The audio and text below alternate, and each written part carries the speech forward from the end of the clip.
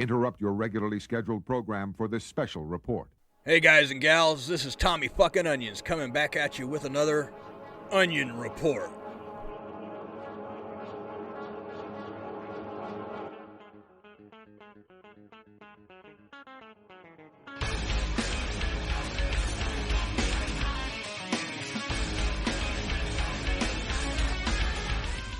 I am Tommy fucking Onions, and this is the Onion Report. Season 3 continues in Oregon with Vanguard coming at you from the Gill Coliseum on the Oregon State University campus in Corvallis, Oregon. We'll begin the night with Ian O'Rourke taking on Gabriel Tuck. It seems that Gabriel Tuck had an agreement with a new referee, Troy Reynolds, to come out and deal with people when they got in his face.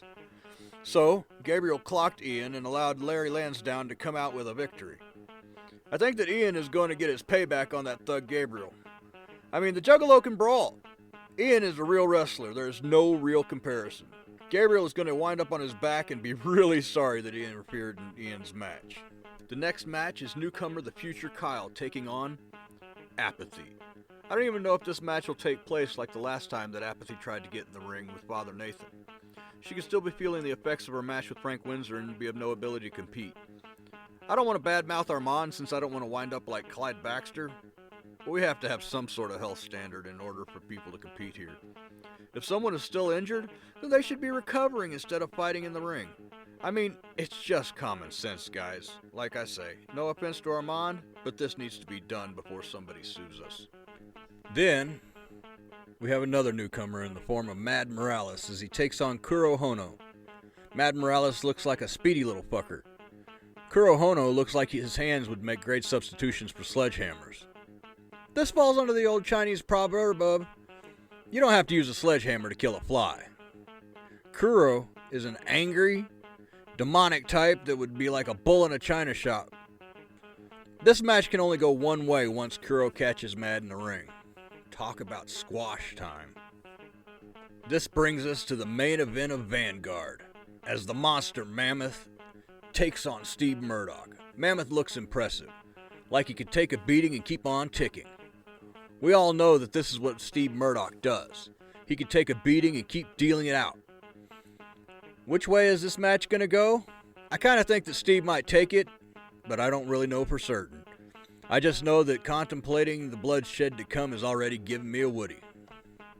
Then, from Corvallis, we go to Portland, in the Moda Center, and we enter a war zone. Wicked Cat Hale takes on the lady who nearly seized the Valor Championship at the last war zone, from Eero Waters in the form of Lady Lana Hill.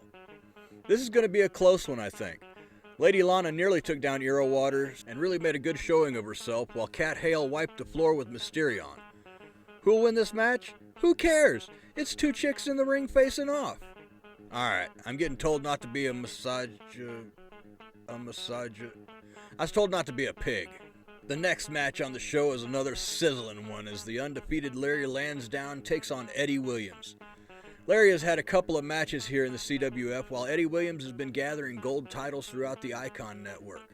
Will Larry continue his winning streak, or will Eddie continue to gather momentum? Hard to say at this point, but folks will be on the edge of their seats for this one. I'm firmly behind Eddie on this one, but I might be a bit biased towards the Bastards. The next match features the rest of the Bastards, as they take on former tag team champions, the Pacific Rim. I don't see this one as being much of a contest, as the Bastards have heat with the thieving upstarts. Expect Rob Riot and Frank Windsor to be at their nastiest in this matchup to take the Pacific Rim to task for the sins of their teammates. It's going to be a slobber knocker. Then we come to the match for the Tag Team Championship, as Carnival of Shadows takes on Team Reinhardt.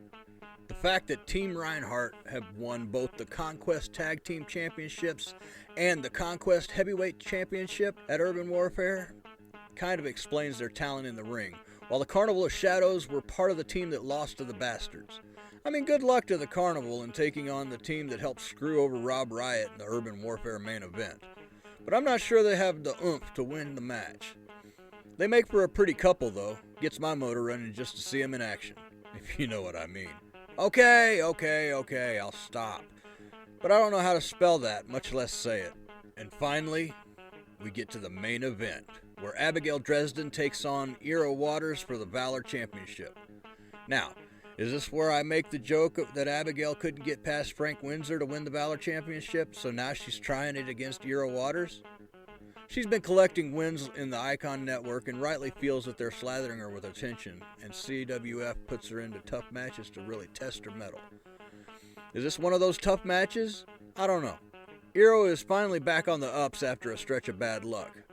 I think that facing Abigail is the return of that bad luck. Iro can win this match, but will he?